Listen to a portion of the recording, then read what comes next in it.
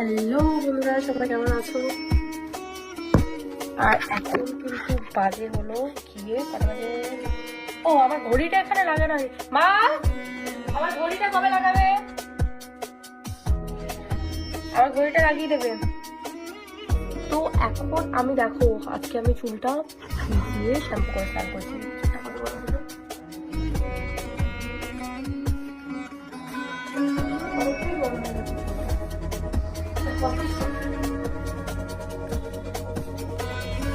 আর কত সুন্দর লাগছে আমার চুলটা।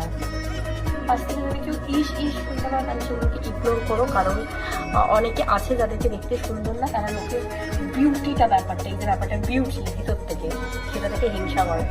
যাই হোক, স্নান তো হয়ে গেছে আমার, আর চুলটা অনেকটা আমি পুরোটাই চুলটা ছাড়িয়ে নিয়েছি, ঠিক আছে।